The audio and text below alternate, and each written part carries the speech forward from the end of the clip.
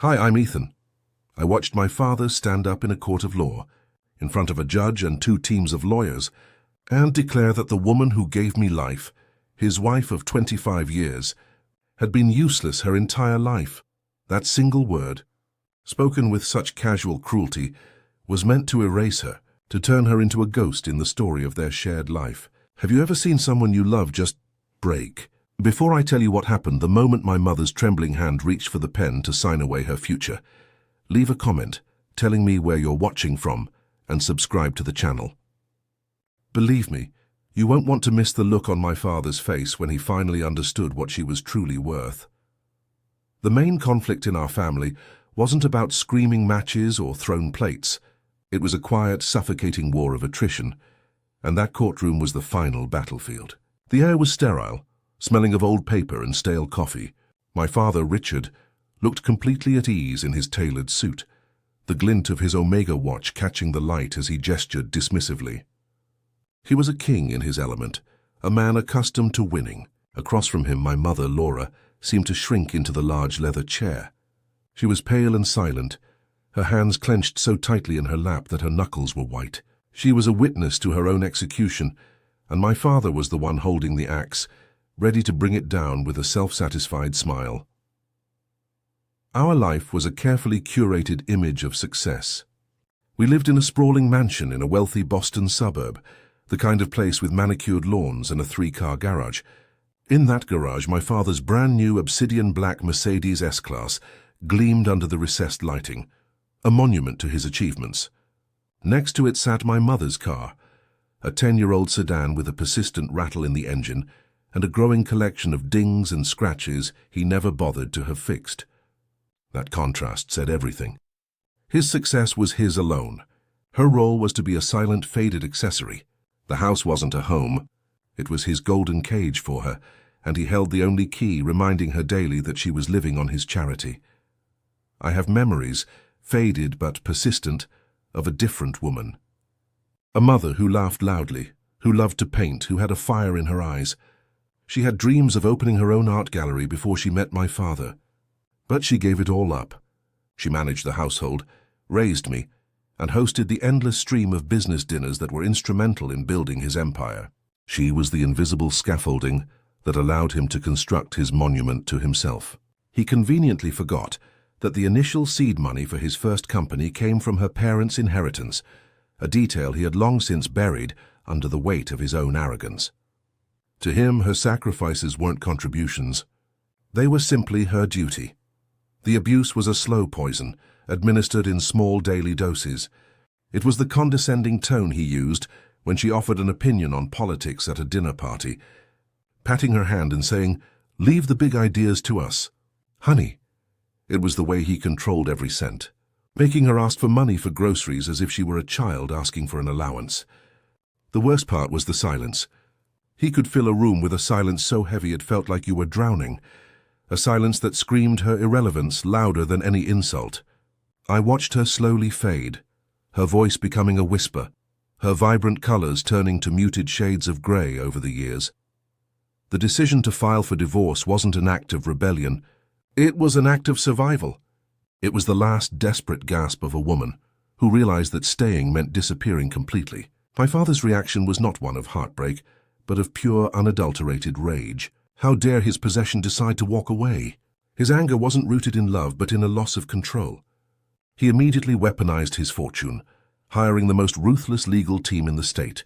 His objective was clear, not to achieve a fair separation, but to utterly crush her, to leave her with nothing, to prove to the world the lie he had told himself for decades, that without him, she was nothing.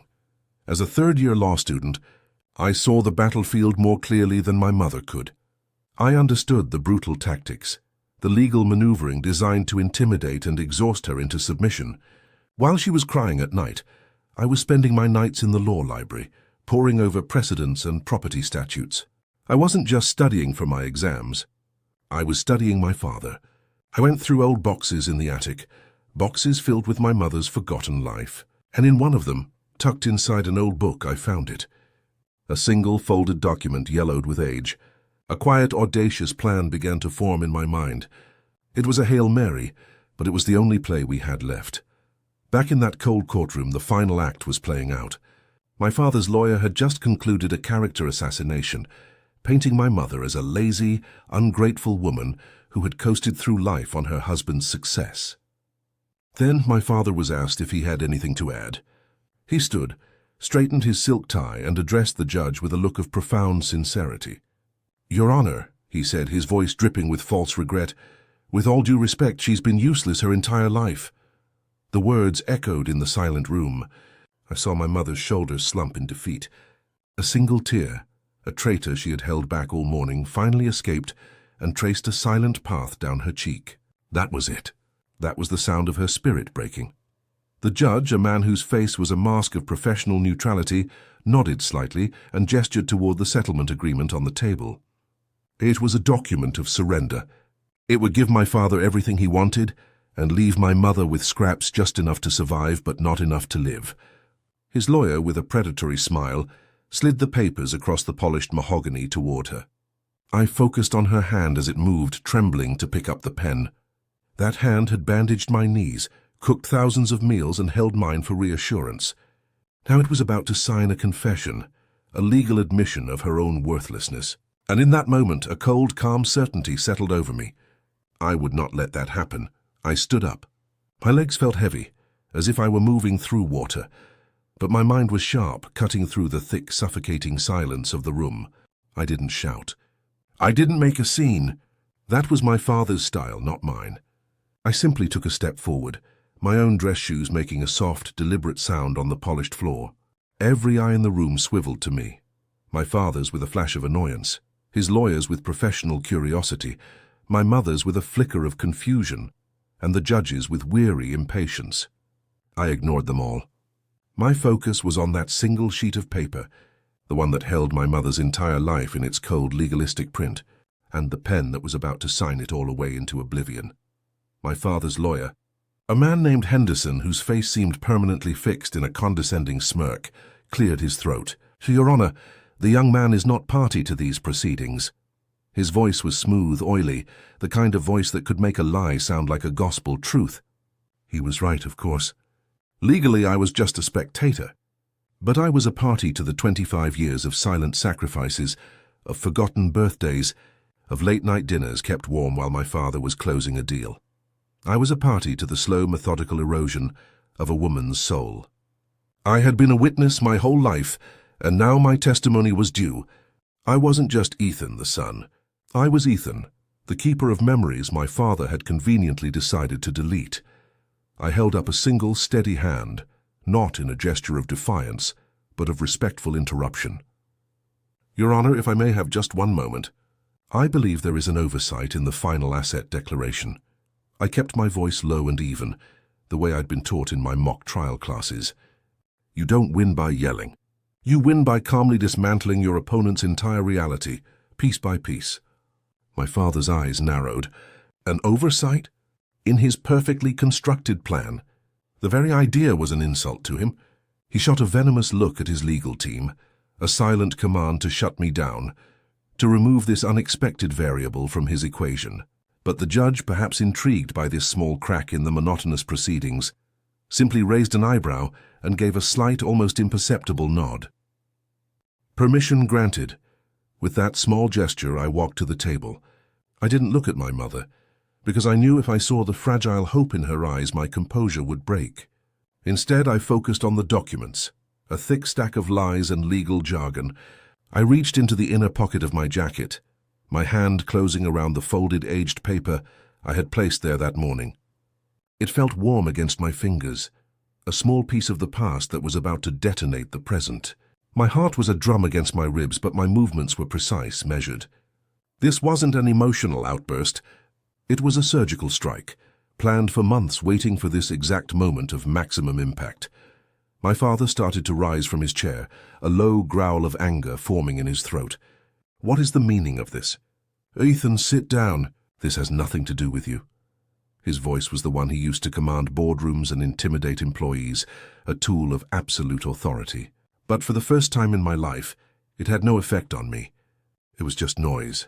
The power he held over our family was built on a foundation of secrets and omissions, and I was about to pull out the cornerstone. The judge silenced him with a raised hand. "Let's hear what he has to say, Mr. Davenport. The court is interested in all relevant information." That word, relevant, hung in the air, charged with an irony only I understood. I placed the old document on top of the settlement agreement, its yellowed paper a stark contrast to the crisp white sheets beneath it. It was a simple 2-page contract, typed on an old machine, the ink slightly faded but still perfectly legible. "Your Honor," I began, my voice clear and steady, "this is a notarized agreement dated May 14th, 1998. It predates my father's primary corporation, Davenport Holdings, by 6 months. I could feel my father's stare burning into the side of my head. He knew. In that instant, he knew exactly what I was holding. The blood drained from his face, leaving behind a waxy, pale mask of disbelief. The memory he had buried so deep for so long had just been exhumed in the middle of his victory celebration. The agreement was brutally simple. It stated that in exchange for the sum of $250,000, the entirety of my mother's inheritance from her parents, she would be granted a 60% founding partnership in the initial venture, a small tech startup that would one day become the bedrock of his entire financial empire. It was a promise made in a moment of rare gratitude, or perhaps guilt, on a day he was desperate for capital. A promise he never intended to honor, a document he was certain had been lost to time, thrown away in one of my mother's spring cleaning frenzies. He had gambled on her disorganization, on her trust, on her forgetting her own power. And for 25 years he had won that bet. Until today. Henderson, his lawyer, snatched the paper from the table, his eyes scanning it with frantic speed. His professional smirk had vanished, replaced by a look of dawning horror. He mumbled legal phrases under his breath, searching for a loophole, a flaw, an escape hatch. But there was none. The notary's seal was clear. The signatures were undeniable. It was ironclad. My mother, the useless woman who had supposedly contributed nothing, was not just a partner. She was the majority shareholder of the company that had made him a millionaire many times over. She didn't need a settlement from him. Arguably, he had been living on her dime for the past 2 decades. I finally turned to look at my mother. She was staring at the document, her brow furrowed in confusion, as if trying to recall a dream she'd long since forgotten. Then her eyes widened. A flicker of memory, then a wave of recognition. I saw the exact moment she remembered that day, signing that paper in a cramped lawyer's office, feeling so full of hope for their shared future. A future her husband had stolen from her, and then tried to convince her had never existed in the first place. The trembling in her hand stopped. A new kind of strength, something ancient and deeply rooted, began to flow back into her, straightening her spine, lifting her chin. She was no longer a victim waiting for a pittance. She was the owner of the board. My father was completely silent, a statue carved from rage and shock. His carefully constructed world, his narrative of the self-made man who owed nothing to anyone, had been shattered by a single piece of forgotten paper. His entire identity was a fraud. The Mercedes in the garage, the mansion, the Omega watch on his wrist, all of it in a legal sense was built on her foundation. He hadn't just insulted his wife. He had insulted his boss. The word he had used, useless, now hung in the air like a toxic cloud, poisoning him, choking him. It was the most expensive word he had ever spoken in his life. I stepped back, my part in the play complete. I had not raised my voice, I had not accused, I had not condemned. I had simply presented the truth. The truth was a quiet thing, but in that courtroom it was louder than any argument, more powerful than any legal maneuvering. It reordered the universe. It shifted the balance of power in an instant, not with a bang, but with the soft rustle of an old yellowed document. The judge looked from the paper to my father, then to my mother. His expression no longer one of weary indifference. He was now presiding over a very different case. And my mother, picking up the pen not to sign her surrender but to reclaim her life, was finally ready to state her terms. The silence that followed was a physical thing, a heavy blanket that smothered all the air in the room. It was more profound than the quiet before. This was a silence born of shock, a vacuum where my father's entire reality used to be. His lawyer, Henderson, stood frozen, his mouth slightly agape. the predatory gleam in his eyes replaced by the flat, dull look of a chess player who just realized he's been in checkmate for the last 5 moves. The judge leaned forward, his professional mask finally cracking to reveal a sliver of genuine interest. He adjusted his glasses and peered at the document I had placed on the table, as if it were a rare artifact unearthed from a forgotten tomb. "And my mother?" She just stared at it, her expression unreadable, her hand still hovering over the pen she was supposed to use to sign away her life. That pen now looked ridiculous, a useless prop from a play whose script had just been violently rewritten. Henderson was the first to recover, his lawyerly instincts kicking in like an airbag in a car crash. He snatched the document and began to babble, a torrent of legal jargon meant to obscure and delay. "Your Honor, this is highly irregular. This document's provenance is unknown. It's inadmissible without proper verification. It could be a forgery. We need to establish a chain of custody." He was throwing spaghetti at the wall, hoping something would stick. My father, seeing his only lifeline, latched onto it. His head snapped up, a flicker of hope in his desperate eyes. "He's right," he blurted out, his voice raspy. It's nothing. A piece of paper. It means nothing." But his denial was weak, his voice lacking the booming authority he was so used to. He wasn't giving a command. He was pleading. He was a drowning man trying to convince everyone that the water wasn't wet. The judge, a man named Patterson, who had a reputation for cutting through nonsense, was not impressed. He held out his hand, and Henderson, with visible reluctance, surrendered the document. Judge Patterson examined it for a long moment, his gaze lingering on the notary's embossed seal at the bottom. He ran his thumb over it, feeling the raised impression. Then he looked over the rim of his glasses, his eyes locking directly onto my father. He didn't ask about the legality or the chain of custody. He asked a simple, devastatingly direct question. "Mr. Davenport," he said, his voice calm and dangerously quiet, "is this your signature here on the second page?" He tilted the paper slightly. There was no escape. It wasn't about legal theory anymore. It was about a simple yes or no. The entire room held its breath, waiting for the answer that would either save him or condemn him. My father's face went through a dozen shades of pale. He opened his mouth, then closed it. Lying to a judge was perjury, a crime he was smart enough to fear. But telling the truth was an admission of his own fraud, the demolition of his entire life's narrative. He was trapped. "It was a long time ago," he stammered, his eyes darting around the room, looking for an exit that didn't exist. It was a gesture, a formality. I was trying to make her feel included. It was never meant to be a literal business arrangement. The words tumbled out, each one making him sound smaller, more pathetic. The self-made titan of industry was suddenly a cornered man making flimsy excuses. His power, which had always seemed so absolute, was revealed to be nothing more than a carefully maintained illusion. And that illusion was now evaporating under the harsh fluorescent lights of the courtroom. While my father was unraveling, my mother was coming together. She reached out, her hand no longer trembling, and took the yellowed contract from the judge's desk. She held it with a reverence I hadn't seen in her for years. Her eyes traced the lines of text, her own elegant signature a ghost from a past self she thought she had lost forever. I watched as 25 years of suppressed memories, of diminished self-worth began to fall away. She wasn't just reading a legal document.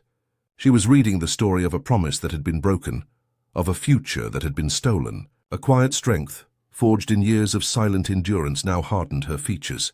She looked up, not at me, but directly at my father. There was no anger in her eyes, no thirst for revenge. There was only a profound, devastating clarity. She was seeing him, truly seeing him for the very first time. Then she spoke. Her voice didn't carry the tremor of a victim. It was steady, measured and clear, cutting through the tense atmosphere like a scalpel. She didn't raise it, but every single person in that room leaned in to hear her. She didn't address my father, denying him even that small acknowledgement. Her focus was solely on the bench. "Your Honor," she said, her words precise and deliberate, "in light of this new information regarding the foundational assets of the marital estate, I must formally withdraw my acceptance of the proposed settlement agreement." It was a simple sentence, composed of cold, legal phrases. But in that room it was a declaration of war. It was the sound of the cage door swinging open. It was the sound of her taking back control. The useless woman had just found her voice, and it was the most powerful sound in the world. Henderson shot to his feet, sputtering in protest. "Objection. Your Honor, we had an agreement in principle. My client has acted in good faith based on that understanding." His face was flushed, his professional composure completely shattered. He was losing control of the narrative, of his client, of the entire case. But Judge Patterson waved him off with a dismissive flick of his wrist. "Your objection is noted and overruled, Counselor," he stated, his tone leaving no room for argument. "An agreement based on what now appears to be a fraudulent and incomplete declaration of assets is no agreement at all. Circumstances have materially changed." The judge's words hammered the final nails into the coffin of my father's strategy. The ground hadn't just shifted. A chasm had opened up beneath his feet, and his entire legal team was falling into it. I risked a glance at my father. He was no longer the confident, commanding presence that had dominated the room just minutes before. He was slumped in his chair, his custom-tailored suit suddenly looking like a costume that was 2 sizes too big. His face was a thunderous mask of pure, impotent rage. He wasn't looking at the judge or at my mother. He was staring directly at me. The look in his eyes was terrifying. It wasn't the look of a father disappointed in his son. It was the cold, venomous glare of a king betrayed, of a god toppled from his pedestal by the one person he never considered a threat. In that single, silent exchange, whatever fragile thread of a relationship we had left was irrevocably severed. I was no longer his son. I was the architect of his ruin. The shift in the room was palpable. My mother's lawyer, a timid man named Peterson who had been systematically steamrolled by Henderson all morning, suddenly found his spine. He stood up, and for the first time he looked like a predator who had just smelled blood in the water. "Your Honor," he announced, his voice booming with newfound confidence, "given these extraordinary revelations, we will be filing a motion to compel a full, independent forensic audit of Davenport Holdings and all its subsidiary entities, retroactive to the date of its incorporation." He paused for dramatic effect. "We contend that my client, as the majority shareholder, has been systematically deprived of her rightful earnings and dividends for the past 25 years. The scope of the battle had just expanded exponentially. This was no longer about a divorce settlement. It was about reclaiming an empire." Judge Patterson nodded slowly, his face grim. The simple divorce case had just morphed into a complex corporate lawsuit that would likely drag on for years and cost a fortune in legal fees. "This court will grant a 1-week recess," he declared, his voice leaving no room for debate. "I expect Mr. Davenport's counsel to return with a complete and meticulously accurate financial disclosure. Any further attempts to obscure or misrepresent the marital assets will be met with the severest possible sanctions." He picked up his gavel. "This court is adjourned." The sharp crack of the wood echoed through the room like a gunshot. It wasn't an ending. It was the starting pistol for a new, far more brutal race. My father, the man who had entered the room as the judge, jury, and executioner, was now the one on trial. And my mother, clutching that faded piece of paper, was now the one holding the sword of justice. The walk out of the courthouse was the quietest, loudest 10 minutes of my life. My mother and I didn't speak. We didn't need to. The air around us was electric, with everything that had just happened. She walked with a purpose I hadn't seen in decades, her back straight, her steps firm. I trailed slightly behind, a silent guard watching her 6. We passed my father and his legal team huddled in a corner of the grand lobby. He saw us, and for a second his eyes met mine. The pure, unadulterated hatred in his gaze was a physical force. It was the look of a man who had been mortally wounded and knew exactly who held the blade. He had lost control not just of the courtroom, but of the narrative he had so carefully crafted for his entire life. The silence in the car on the way home was different. It wasn't the heavy, oppressive silence of our old life. It was a silence of contemplation, of a world recalibrating on its axis. Once we were inside the house that now felt more like a fortress than a cage, my mother finally turned to me. She took the yellow document from my hand and sank onto a sofa, her fingers tracing the faded ink of her own signature. "Ethan, where did you find this?"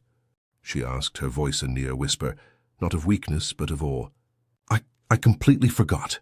It was so long ago." I sat down across from her and told her everything. about the nights in the law library, about finding the box of her old things in the attic, tucked away like a forgotten dream. As I spoke, I saw a light return to her eyes, a spark I thought had been extinguished forever. She wasn't just remembering a legal document. She was remembering the woman she used to be, a woman who had dreams, who had capital, who was a partner, not a dependent. The ghost was finally starting to remember she was a person. The first attack came that evening. My phone rang and the caller ID simply said, "Richard Davenport." I answered and was met not with his usual booming authority, but with a low, menacing hiss. "What have you done?" He seethed, the words tight with fury. "You think you're clever, don't you? Playing with things you don't understand." He wasn't yelling. It was worse. It was the controlled rage of a predator that had been cornered. "You've destroyed this family, Ethan, for what? To defend a woman who hasn't had an original thought in 20 years. The insult was automatic, a reflex, but it lacked its old power. He was trying to reassert his dominance, but all I could hear was the desperation of a man whose throne was crumbling beneath him. I didn't argue. I just said, "The lawyers will be in touch," and I hung up on my father for the first time in my life. The click of the phone ending the call felt like a door slamming shut on my past. The next day we met with Peterson, my mother's lawyer. The change in him was astonishing. He was no longer the timid, beaten-down public defender he had seemed. He was sharp, energized, practically vibrating with the possibilities of the case. He paced his office, throwing out terms like forensic accounting, piercing the corporate veil, and injunctive relief to freeze all assets. He wanted to hire the best financial investigators in the state. "Laura," he said, his voice ringing with conviction, "we're not just talking about unpaid dividends. We're talking about 25 years of systematic fraud. He built an empire with your money, on your foundation, and then tried to throw you out with nothing. This isn't a divorce anymore. This is a reckoning." My mother listened, her face pale but resolute. She was overwhelmed by the scale of it, but she didn't flinch. She just nodded, giving him the go-ahead. The battle was just beginning. In preparation for the audit, we spent hours in the attic, sifting through boxes of old financial records my mother had meticulously kept. Amidst the bank statements and tax returns, she found an old photo album. She paused, opening it to a picture of her and my father from their honeymoon in Italy. They were young, smiling, standing in front of the Trevi fountain. He had his arm around her, and he was looking at her with an expression of genuine adoration. For a moment, a shadow of sadness crossed her face. "I remember that man," she said softly, her finger tracing his younger, happier face. "I wonder where he went."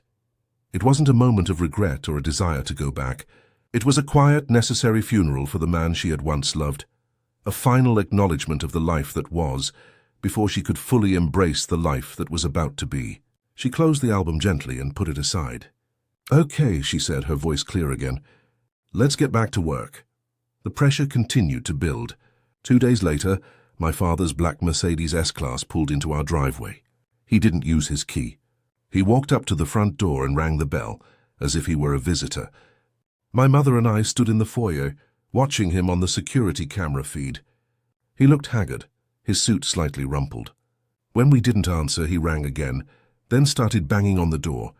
"Laura, open this door. We need to talk, just the two of us." His voice was muffled, but the desperate edge was clear.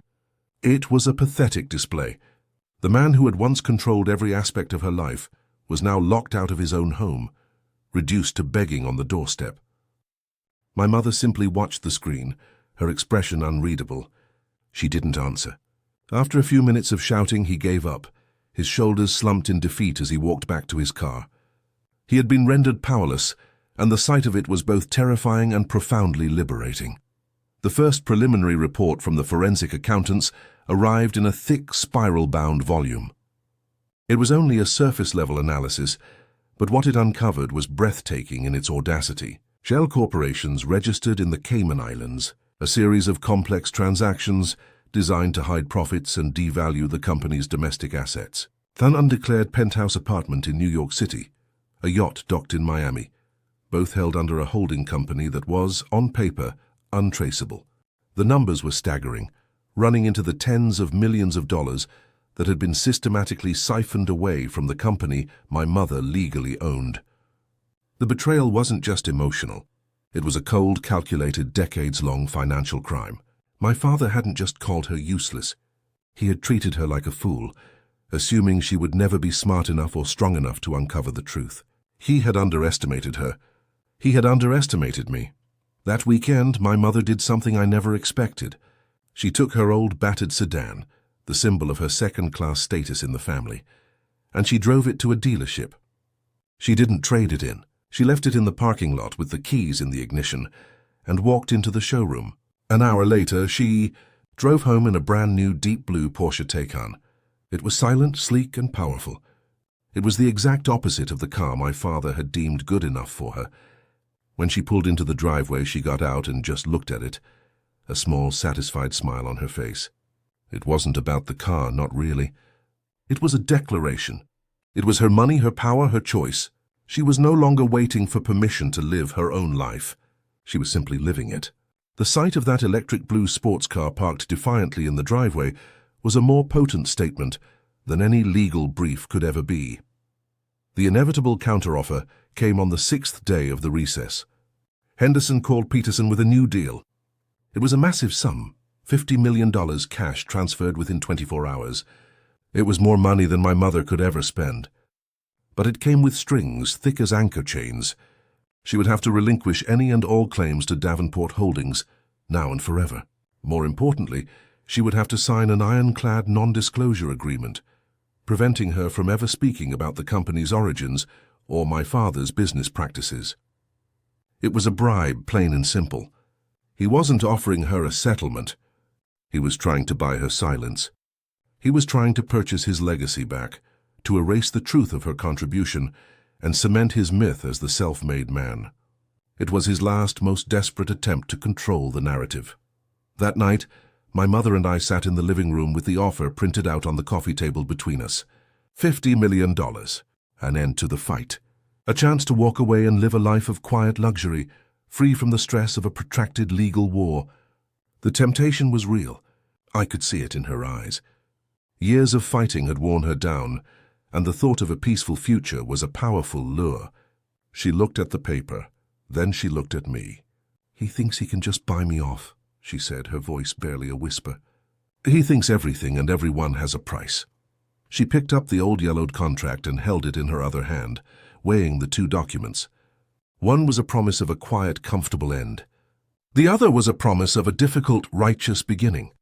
After a long silence, she looked me straight in the eye, her decision made. "Call Peterson," she said, her voice firm and clear. "Tell him the answer is no. I don't want his money.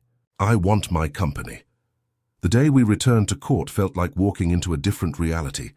The air, which had been thick with my father's arrogance, was now heavy with a tense, uncertain silence. He was already seated when we arrived, and the change in him was startling. He looked smaller, diminished, as if he had aged 10 years in a single week. The tailored suit that had once seemed like armor now hung on him, and the confident glint in his eye was gone, replaced by a dull, haunted look. My mother, by contrast, walked in with a newfound poise. She wore a simple but elegant navy blue suit. Her posture was perfect, and her expression was one of serene, unshakable calm. She wasn't the victim anymore. She was a queen who had come to reclaim her throne. The lawyers on both sides were a knot of nervous energy, shuffling papers and avoiding eye contact. The battlefield was the same, but the generals had changed. Henderson, my father's lawyer, was the first to speak after the judge called the session to order. His strategy had shifted completely. The aggressive, condescending predator was gone, replaced by a man pleading for reason. He spoke of my father's life's work, of the company he had built from the ground up, conveniently omitting my mother's foundational role. He framed her rejection of the $50 million offer not as a principled stand, but as a vindictive act of spite, an attempt to destroy a man's legacy because of a personal grievance. "Your Honor," he said, his voice dripping with false sincerity, "my client has made an incredibly generous offer, an offer that would allow Mrs. Davenport to live in luxury for the rest of her life. Her refusal to accept it shows this is no longer about a fair settlement. It's about revenge." He was trying to paint her as the unreasonable one, the vengeful ex-wife, a last-ditch effort to poison the well. Then Peterson, my mother's lawyer, stood up. The transformation in him was complete. He was no longer the timid man who had been steamrolled. He was a confident, commanding presence. He didn't raise his voice. He simply laid out the preliminary findings from the forensic accountants, his tone calm and factual. He detailed the shell corporations, the hidden accounts, the properties purchased under untraceable holding companies, but he didn't present it as a dry financial report. He framed it as a story, the story of a 25-year conspiracy. "This was not a simple case of hiding assets during a divorce, Your Honor," he stated, his eyes locked on the judge. "This was a systematic, long-term pattern of fraud, designed to deprive a founding partner of her rightful share of an empire she helped create. What we are looking at here is not just deceit. It is, in the simplest terms, theft on a grand scale. The word theft hung in the air, cold and sharp. Judge Patterson listened without expression, his fingers steepled in front of him. When Peterson finished, the judge didn't look at the lawyers. He looked directly at my father, his gaze so intense it seemed to pin him to his chair. "Mr. Davenport," he asked, his voice dangerously low, "I have a simple question for you. At any point during the last 25 years, did you inform your wife, your majority business partner, of the existence of these offshore entities or the assets held within them?" The entire room seemed to suck in a collective breath. This wasn't about legal maneuvering anymore. It was a direct question about honesty, about integrity, about the very foundation of their relationship, both personal and professional. There was no room for Henderson to object, no way for my father to deflect. He had to answer. My father's face, already pale, turned a ghostly shade of white. He swallowed hard, his Adam's apple bobbing in his throat. They were standard corporate structures, Your Honor," he stammered, his voice thin and reedy, "for tax efficiency. It was complex, Laura. She wouldn't have understood the intricacies of international finance. It was a disastrous answer. In trying to defend himself, he had inadvertently confirmed everything. He had admitted to hiding the assets, and in the same breath, he had once again belittled my mother's intelligence, reinforcing the very narrative of her being useless that had started this whole firestorm. He was trying to sound like a sophisticated businessman, but he just sounded like a common cheat making excuses. He was confirming Peterson's entire case, right there in open court. The condescension that had been his greatest weapon was now his undoing. The judge's expression hardened, a flicker of profound distaste in his eyes. He didn't even bother to respond to my father. He simply turned his attention to my mother. "Mrs. Davenport," he said, and his tone was markedly different now, respectful. "You have heard the $50 million offer. You have heard the preliminary findings of the audit. You understand that pursuing this matter to its fullest extent will be a long, arduous, and very public process." He paused, letting the weight of his words settle. "The court needs to know your intentions. What is it that you want?" He was giving her the power, the agency, to direct the course of her own justice. It was the first time in 25 years that anyone in a position of authority had asked her, simply and directly, what she wanted. My father was no longer the one setting the terms. She was. My mother rose to her feet, a picture of quiet dignity. She didn't look at my father, denying him even the satisfaction of seeing her anger or her pain.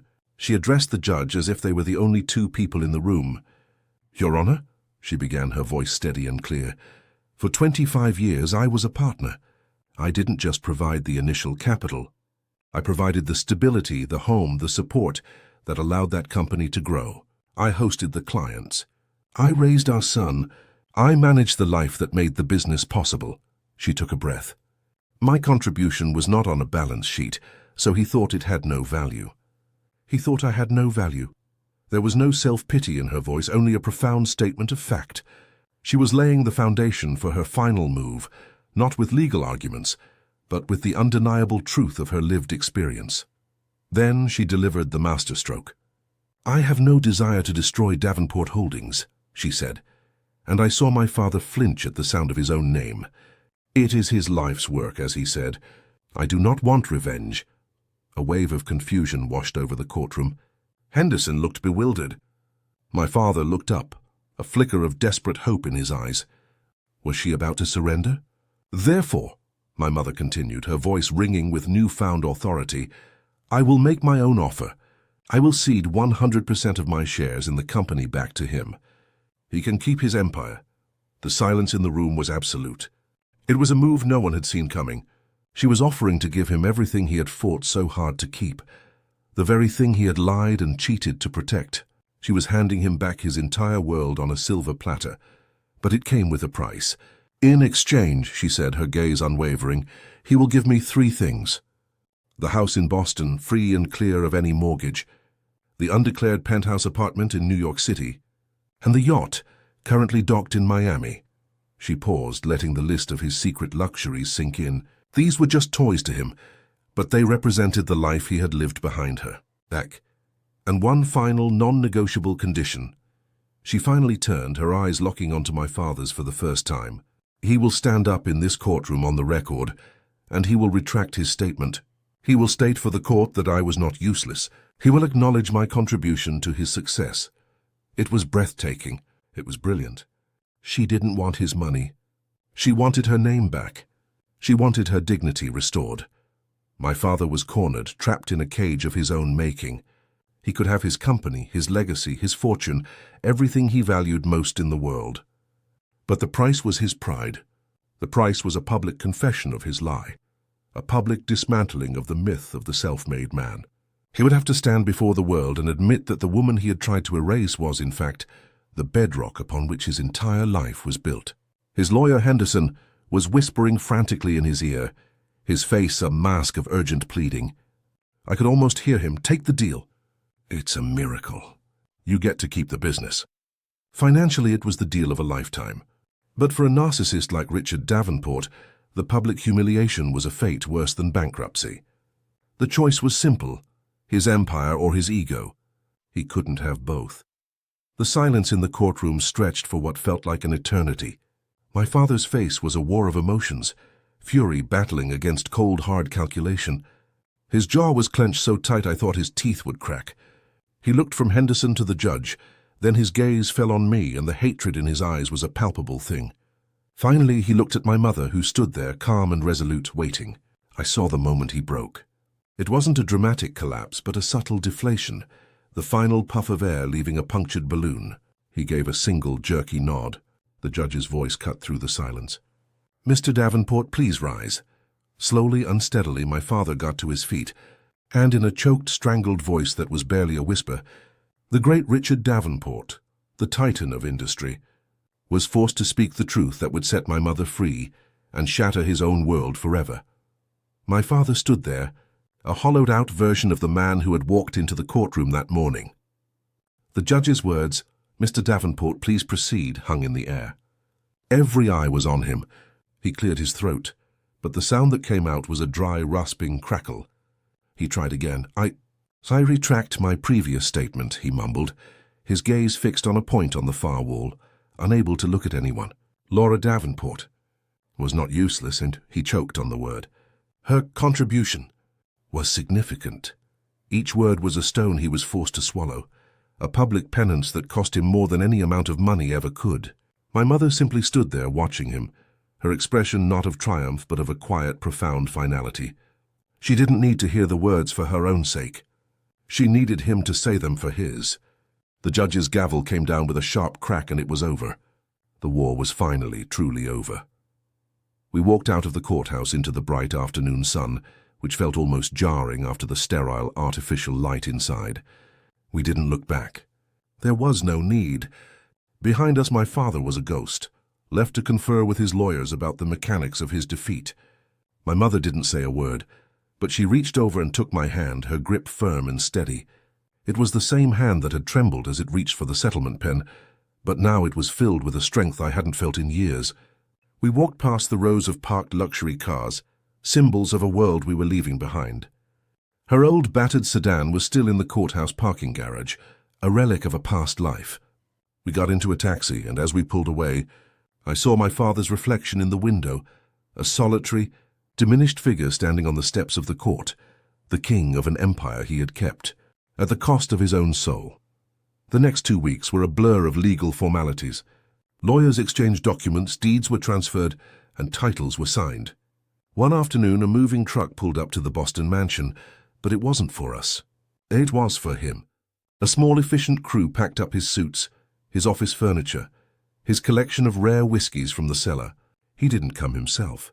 He sent proxies to retrieve the remnants of his life from the home he had lost.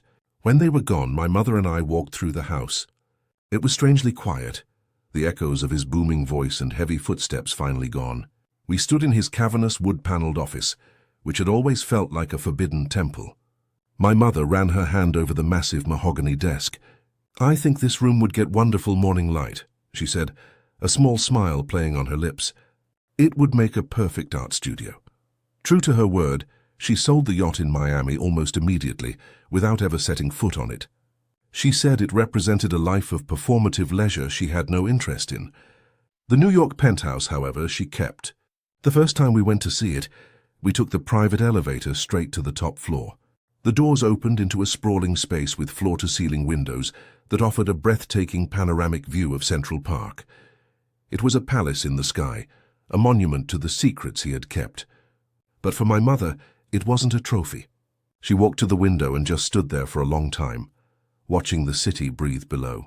"It's not about the view, Ethan," she said softly. "It's about the perspective. It's about finally being able to see things from a different angle."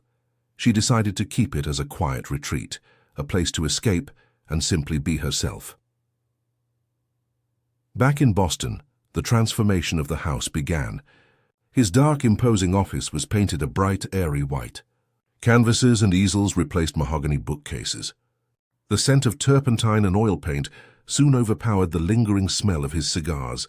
She enrolled in a master class at the School of the Museum of Fine Arts, not to start a career, but simply to reclaim the part of herself she had been forced to lock away for a quarter of a century. I would come home from my own classes and find her completely absorbed, her face smudged with paint, a look of serene concentration I had never seen before. She wasn't just painting landscapes. She was painting her way back to life, stroke by careful stroke. The woman with the fire in her eyes, the one I vaguely remembered from my childhood, was finally coming home. I rarely saw my father after that. His name would occasionally appear in the financial section of the newspaper, but the whispers in Boston's elite circles were persistent. The story of the divorce, in its most brutal and humiliating form, had become a quiet legend. He had kept his company, but his reputation was irrevocably damaged. He was no longer the self-made titan. He was the man who had been outmaneuvered by the wife he called useless. I saw him once about a year later. I was driving, and his black Mercedes pulled up next to me at a red light. He was alone, staring straight ahead, his face etched with lines of bitterness and exhaustion. He looked older, smaller, a man rattling around inside a life that had lost its meaning. He had all the money in the world, but he was utterly alone. The light turned green and he sped away, a lonely king in his gilded cage. My own life took a different direction. I graduated from law school at the top of my class, but the thought of entering the world of corporate law, my father's world, felt like a betrayal of everything we had fought for. The experience in that courtroom had changed me.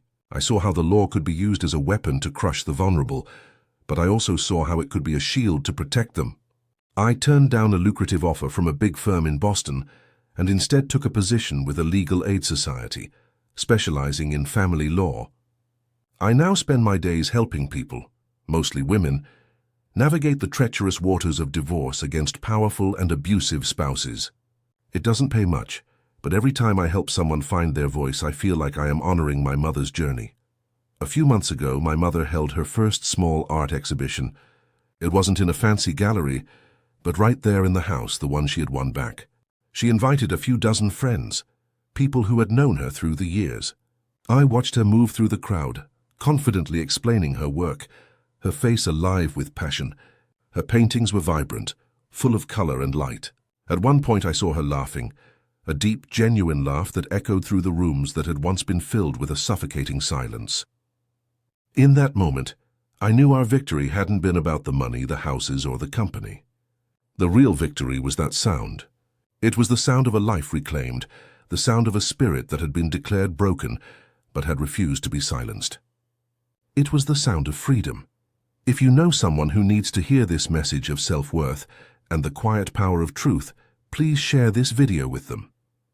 Don't forget to subscribe for more stories about finding your own justice, even when the world tries to write you out of your own story. Thank you for listening. Looking back on everything that happened, the biggest lesson I learned wasn't found in a law book or a courtroom. It was in the silence. We live in a world that celebrates the loudest voice in the room, the biggest success, the most visible display of power. We're taught to believe that value is something you announce, something you prove with a luxury car or a booming voice. But I learned that true value, the kind that can withstand anything, is almost always silent. It's the foundation of a house that no one ever sees, but without it, the entire structure would collapse into dust. It's the quiet, thankless work done in the shadows. That makes all the success in the spotlight possible. I learned that real strength isn't about domination or control. It's not about making other people feel small so you can feel big. That's just fear, dressed up in an expensive suit.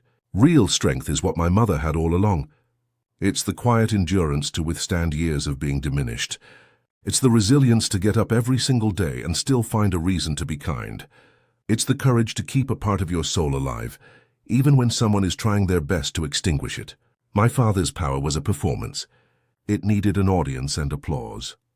My mother's strength was a fact, as solid and real as the ground beneath our feet, and it was there long after the applause for him had faded. One of the most dangerous things that can happen to any of us is letting someone else tell our story. We let them define our worth, write our history, and decide our future. For 25 years, my mother lived inside a story written by my father, a story where she was a footnote, a minor character with no real importance. The moment she took back that pen, the moment she decided to become the author of her own life again, everything changed. It wasn't the legal document that freed her. It was her decision to believe in its truth. So I have to ask you, who is holding the pen in your life? Are you letting someone else write your story, or are you ready to claim it as your own? The truth, I've discovered, has a funny way of surviving. You can bury it, ignore it, lie about it, and build an entire empire on top of it, but it doesn't go away. It just waits. It waits in an old box in the attic, in a forgotten memory, in the quiet resolve of a person who has been pushed too far. In our story, it was a single piece of yellowed paper, but that paper was heavier than all my father's gold, because it was real. For anyone out there who feels like their truth has been buried, please don't lose hope. It's still there, waiting for the right moment to come to light. And when it does, it has the power to reorder the entire world. We often think that justice means punishment, that winning means destroying the other side. But that day in court taught me that true justice is about restoration. It wasn't about leaving my father with nothing. It was about my mother reclaiming everything she was. The real victory wasn't the houses or the assets. It was the sound of her laughter filling a room that had been silent for too long. It was the sight of her, covered in paint, creating something beautiful out of the empty space he left behind. Justice, in the end, isn't about balancing the scales of revenge. It's about finding your own balance again, finding your way back to the person you were always meant to be. So, if you take one thing away from my family's story, let it be this: your worth is not up for debate. It does not need to be approved or validated by anyone else. The quiet contributions you make, the silent support you give, the unseen sacrifices you endure, they are the bedrock of families, of businesses, of entire lives. They matter more than any title or bank account.